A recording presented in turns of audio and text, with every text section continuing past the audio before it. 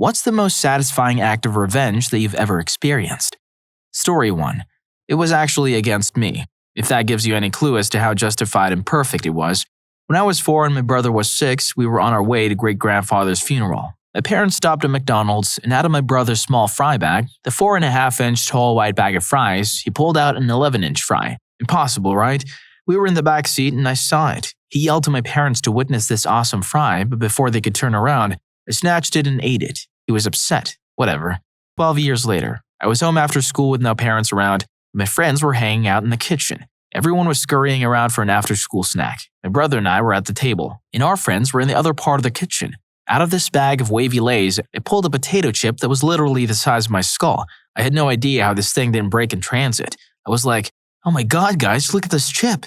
My brother reached across with his right hand and crushed the chip to crumbs. I had what the eyes bearing down on him, and he simply said, "That's for the fry." 12 years had passed, and we had never spoken about it. But it took less than a second to remember everything and just nod in agreement that the score was settled. One enormous potato product for another. True story. Story 2. This one time I was about 15 or 16. I was about to walk inside my building. I just placed the keys in the lock when I saw 2 girls walking by behind me reflected in the door. I could hear one of them say as she pointed at me, "Let's talk to this guy." But then her friend said, "No, not him. He's ugly. Let's go." The girl who actually wanted to talk to me was cute and everything. Man. So not only did her friend block me, so to speak, but she also called me ugly, and that hurt. I walked upstairs, went into my place, and then walked over to the balcony to see if I could spot the girls. They were right across the street talking to each other. The blocker was being a bit loud and obnoxious. That did it for me. I walked back into the kitchen, grabbed a slice of ham, and swoosh, threw it at the girl. Direct hit. She had a total what the look on her face, which made me smile. Of course, in retrospect, that was a stupid thing to do, and I wouldn't do it again. Story 3. I couldn't stand this one kid who I went to high school with, who lived a few blocks away in the neighborhood. One night, he sent cops to my parents' house, where I was still living, telling them I had done something I didn't do. Luckily, I had a receipt in my pocket from the restaurant I was at in a suburb 10 miles away that was timestamped half an hour later than when he said the incident occurred. Regardless, my parents were woken up, etc., etc. I was pissed. Well, a few days later, my mom bought some plants that she left in the kitchen window. Our family cat was a nutball to begin with, but all of a sudden, he was constantly jumping on the counters, eating these plants. When I'd try and shoo him down, he would actually take a defensive stance and hiss and scratch. 10 minutes later, he would be back, chewing on the leaves. I asked my mom what the plants were, and she said, "They have a really pretty flower. I'm going to plant them in the backyard when the weather warms up." I was like, "Not a chance you're planting these in our backyard. Look what you're doing to the cat. He's an aggressive stoner. You'll bring every cat in the neighborhood and they will all fight, all night long." Suddenly, at that exact moment, a revenge plot was born. The following night, I snuck into his backyard and planted the catnip everywhere. My friend who lived across the street from him told me it worked perfectly, that he was always complaining about cats fighting in his backyard after that. Revenge. No physical confrontation, no property damage, just stone cats. Felt a little like some sort of supervillain, sending out my cat minions to do my dirty work. Story 4. Once in the 1st grade, I took off my shoe because I had a rock in it. For no reason other than this kid was a huge ass. The class jerk stole it and took off running. I chased after him and he eventually threw my shoe down a hill into a field of tall grass and just looked at me with a huge grin. In a bad, stone-cold 1st grade timbre, I said, "Go find it," and shoved him down the hill into the grass after it. He started crying and we ran to the teacher. After explaining what happened, she made him go into the field and find my shoe. He crawled through the grass for about an hour before it finally turned up. Story 5. When I was about 13 or 14, there was this kid in the school bus who was about a year older than me and used to pick on me a lot. He was a total arrogant jerk. One time, he came and sat next to me and tried to pull the old, "Hey, did you know if your hand is bigger than your face, you have cancer?" Basically, the idea is to get the person to then hold their hand right against their face, and then you hit their hand, causing them to hit themselves in the face. I wasn't falling for it, so he put his hand against his own face in order to try and show me what to do. What did I do? Turned his own prank against him and smacked his hand into his face. His nose started bleeding quite badly. God, that felt good. Story 6. My parents told me that when I was 4 years old, my older sister had thrown my new toy truck over the fence intentionally. My dad said he then watched me go into the fridge, grab my sister's cup of juice, and mix it with ketchup, mayonnaise, salt, some banana that I'd chewed up already, and a whole lot of spit. After that, my dad told me I walked into her room and handed her the cup and said, "With the lisp I once had, I forgive you, sissy." Story 7. At my school, we had a guy who liked to stand next to his locker talking to one of his friends. and when someone got too close to it, he'd slam it open into their face. As there were no cameras near his hallway, it was always dismissed as an accident. Anyways, one day he felt the need to open it into my best friend's face. It gave him a bloody nose and almost broke it. Now, as I'm sure you all would be, I was pissed off. So the day my friend got back, the guy felt the need to approach him to apologize about hitting my friend. Luckily, my locker was located between my friend and the other guy. When I saw I could do it, I casually unlocked my locker, waited for him to get close to it, and slammed it into him. It broke his nose and dented the locker. Revenge is sweet. Story 8. When I was in junior high, I used to hang out with these dudes during PE class. Then they turned into They started bullying other kids, not participating in any of the activities, etc. I started getting in trouble just by hanging out with them, so I stopped. Of course, I was now They would do things like try to push me while running track, gang up on me in sports, etc. But one day, I opened up my lunch to find my dessert missing. This went on for days and I had no idea where it was going. I then saw one of the dudes eating it while laughing at the lunch table and shooting me knowing glances. I could have easily beaten this freak down, but I was never into physical violence. So I thought, and I schemed, and it hit me. Mondays were fine, Tuesdays were fine, Wednesdays were fine, Thursdays had a little surprise in them in the form of chocolate laxatives. While he was eating the brownie during lunch, I approached him. I told him I knew he was stealing my desserts and he should stop. "What are you going to do about it?" was his reply to the laughs of his little cronies. I turned around and walked away. We found ourselves in PE class a bit later that afternoon. It was time for calisthenics, jumping jacks, sit-ups, stretching, and "oh my god, what the hell?" was the scream from a girl a few rows over from me. This kid pooped so much his entire gym shorts were soaked with brown liquid. It was filling in his shoes. He tried to run out of the gym, but slipped in the liquid poop and got it all over his body and some on his face. For 2 weeks, he didn't come to school. While he was gone, the rumors started. Some said he died, some said he was pooping blood. None of those were true. He was so freaking embarrassed and he knew what he was coming back to. This happened in 7th grade. We parted ways after junior high when I went to private high school. However, I heard that the poop incident followed him through high school. No one would hang out with him. He was a social pariah. Now, keep in mind, I had no idea it would turn out like that. I figured he would get stomach cramps and diarrhea that night. I had no idea he would end up taking a poop bath in the middle of the gym in front of everyone. But I didn't regret it, and still don't. He was a piece of poop that deserved what he got. I'm not really sure if he suspected me or not. If he did, he never let on. Story 9. This kid had been picking on me since 1st grade. Then one day in 4th grade, the teacher had her back turned and he climbed under my table and started making faces at me. Not sure why, he was kind of weird. It must have been a knee-jerk reaction, but his face was there and my foot was there. So I kicked him in the face. The kid fell to the ground, shrieking while clutching his head. The teacher turned around and saw him out of his desk and gave him detention. Later that day, his face had swollen to the size of a volleyball, and he had stopped crying long enough to tell the teacher what had happened. My teacher asked me if it was true, and I said I felt something tugging on my shoe, so I kicked, thinking it was caught on something. The teacher gave me a lollipop, saying to be aware of my surroundings next time. The kid never bothered me again. Best day ever. Story 10.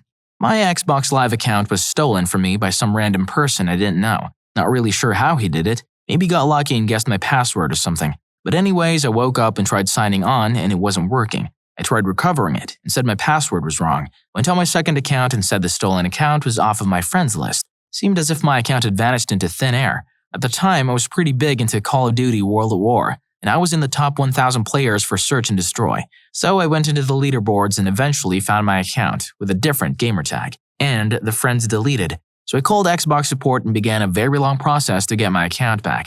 Finally, a few weeks later, they got my email and password to the account and sent them to me, as I was the rightful owner of the account and had my parents' credit card on the account to prove it. So they sent me this kid's email and password he had put in my account. I went on Facebook and signed in using those credentials, and by God, it logged me into this freak's Facebook profile. I proceeded to like hundreds of homo pride pages. No offense to gay people. I was 15 at the time and this was the most insulting thing I could think of. Topped it all off by sending messages to at least 30 girls on his friends list, saying all sorts of messed up weird stuff, ranging from, "I'm gay and need someone to talk to about it," and changed his email and password to make it extra hard to get on and delete the stuff. Checked his page for a while after that and he deleted his Facebook within 2 hours. But I like to think that I messed his day up, and that makes me happy. Even though it was 3 weeks after he had taken my account, totally worth it. Story 11. When I was a young kid, around 6 years old, my brother stole my Game Boy Color and deleted my saved Pokemon games. I had worked really hard to catch all those Pokemon, so I was furious. Later, when my parents weren't home, I grabbed a butcher knife from the kitchen and chased him around the house until he locked himself in the bathroom. I put the blade of the knife under the door and slid it back and forth. He was screaming nonstop and started crying. After about an hour, I eventually stopped and let him out. I'm not sure why, but this question made me think back 20 years ago, and I felt extremely satisfied at the thought, so I thought I would share. Story 12. My boss had a falling out with her boss, and he, my boss's boss, decided he would destroy her and everything she cared about. This meant he was going to destroy me too, since my boss had done a lot to get me where I was. I didn't get fired or officially demoted, but I was moved a few layers deeper on an organizational chart and put into a job I used to do 4 years earlier. I got angry for 2 days, then polished my resume and sent it out across my large company. A month after it happened, I was flying across the country to interview for the most prestigious R&D organization in my industry. And 3 months after that, I was watching someone load my things into a moving van. The evildoer was fired 2 weeks after I started my new job, in the same company but a very different division. I never had to file a grievance. My silent determination to get out from under him was the loudest scream, and losing a very promising career made the company really look into him. Story 13. Not me, but my sister. My sister and I grew up in Kentucky, and after more than 20 years of living here, she decided she was ready for something new in life. So she made plans to move to Washington State. She made all the arrangements to move, packed all her things, etc. The only thing she didn't want to take were her 2 cats. She was just going to stay in someone's house until she could save more money after the move. So she left them with one of her coworkers, whom she had known or worked with for several years until she could come back and get them. Fast forward 6 months. My sister is living happily on the West Coast.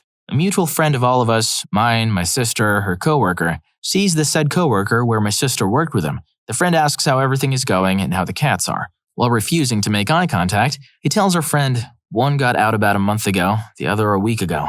Please don't tell, insert my sister's name here. So naturally, the first thing our friend does is call my sister to tell her. Obviously, her coworker hadn't said anything to my sister. My sister calls me, super upset because she, like a lot of Reddit, loves her cats and begs me to try and find them. The only option was to try the Humane Society, so I called another friend of ours to take me. We got to the Humane Society, searched the entire lost and found section, to no avail, so we searched the adoption center. It seemed completely hopeless, but by some strange and awesome universal force, I approached the last cage to find one of our cats. Curious as to how he found his way here, I asked the people working there, and they politely informed me that he was an owner give-up. When I asked the date he was taken in, they told me, and I figured out it was only 1 month after my sister had moved. So I re-adopted her cat, called her to tell her. She broke down in tears of joy, and I asked if she wanted me to do anything about it. The kind of thing a brother does when someone messes with their sister, to which she tells me, no, everything will work itself out. Fast forward another few months, and my sister has returned to Kentucky to pick up her cat. While in town, my sister, dad, and I all go out to eat a family breakfast. Halfway through our meal, I look over and see our old coworker sitting in a booth across from an attractive young lady. I tell my sister, and she instantly becomes furious. My dad tells her not to do anything, but I tell her she has to. So we give our dad a minute to leave, and as soon as he does, my sister grabs a plastic ketchup bottle, stands up, walks to his table, flips the can open, and sprays him up and down his face and shirt, giving him only time for his voice to crack, "Oh my God!" The entire restaurant had stopped what they were doing to watch all this go down, and everyone was completely silent, except the one guy in the back who couldn't stop laughing. My sister finishes spraying the ketchup, throws the bottle in his face, and just says, "Screw you, I know what you did." Now she's happily reunited with one of her cats. Story 14. On a plane, a guy in the seat in front of me, whom I had never met before, started up a conversation that went on for too long. At a certain point, he stood up on the aisle to get closer and continued to jabber on, while I tried to be polite and listen. He continued for so long that the flight attendant asked him to sit down since he was blocking her cart and drink service. He refused, saying he was talking to his friend, i.e. me. At the end of the flight, he asked the flight attendant for her name, which he provided. He then said he was going to report her to airline management and file a complaint about her being rude to customers, i.e. him. The shocked flight attendant asked him if he could get his name, saying it was only fair because he had hers. She asked him once or twice, then dropped it when the dude refused to identify himself. At the end of the flight, as passengers got off the plane, I fumbled with my luggage so as to not have to follow the dude immediately off the plane. I found the aggrieved flight attendant and handed her the dude business card, which he had tried to give me earlier. She seemed relieved. I felt profound satisfaction. Story 15. My now ex-wife was cheating on me and threw me and the kids out. We had to move 6 hours away, and when I drove back to get my and the kids' stuff, I caught her and her new boyfriend, well, she had sworn there was no one else. Yeah, right. I told her that when they left for work, I was taking everything in the house, and I did. right down to the broom and vacuum cleaner, which made it hard to clean the cigarette ash stains out of the carpet and all the broken glasses off the linoleum. Also, I peed in the milk. Story 16. My older sister was always verbally and physically abusive to me. One day, we got back from buying candy, and as we were walking, she said so much stuff that I lost my mind. I threw the open pack of Pop Rocks into her face. The moisture of her eyes started making the candy pop. Crying made it worse, but the icing on the cake was when she tried to flush it out with a garden hose, creating, what I imagine based on her screams, the most painful experience with candy ever. Story 17. I'd been dating a guy for a little over a year when he decided to leave me for this girl he'd been passing off as his best friend. I was always suspicious that there was something between them, but they both assured me there wasn't.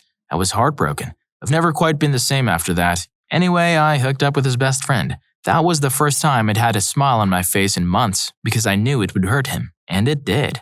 Also, the hookup was super hot. Story 18. In high school, a kid named Zach spread a lot of rumors that I was jealous of him, his life, and his girlfriend Emily. But I wasn't jealous. He was overweight, broke, and his girlfriend was uninteresting. Still, it annoyed me. Zach didn't know that I knew he was saying all this. So I started convincing him that a girl named Brandy liked him. Brandy was the go-to girl for every guy to like in my high school. Every guy wanted Brandy. After about 2 weeks of convincing him, he posted a bulletin in MySpace. This was a long time ago. About how he was unsure of his feelings with Emily and wanted to move on. Emily saw this and didn't appreciate it. The next day, she confronted him. He told her that he loved her, but she said no, and they broke up. Zach wasn't sad though. He still had Brittany. That night, I told him that I had been messing with him the entire time because of what he had done to me. He didn't believe me and asked Brittany out, but got rejected. He cried. He went from having 2 girls to 0 in hours. I won. Story 19. I was bullied in elementary school and punched in the stomach in the locker room, leaving no visible bruises. The bully had it down pat. One day after soccer practice, he hit me so hard in the head that I saw stars. But the coach did nothing and called it part of the game. I snapped. The soccer field was next to a rolling grassy hill that sloped down to the parking lot, so I grabbed the bully's wrist and we both leaped off the field in a double attempt. As we rolled down the hill, I could feel the little satisfying snaps from his arm and hear his little kid screams. It was so satisfying. However, I wasn't as smart in my revenge as the bully was in his abuse. I did it in front of a team of witnesses and got dragged to the principal's office. There, I was told that only animals behave like that. The bully had to wear a cast and sling, and since he was popular, he got plenty of sympathizers to sign it and all that. But it doesn't matter. I got my revenge, and best of all, he left me alone. Although he could now openly call me out as the spaz. My folks decided it was a good idea for me to switch schools after that year.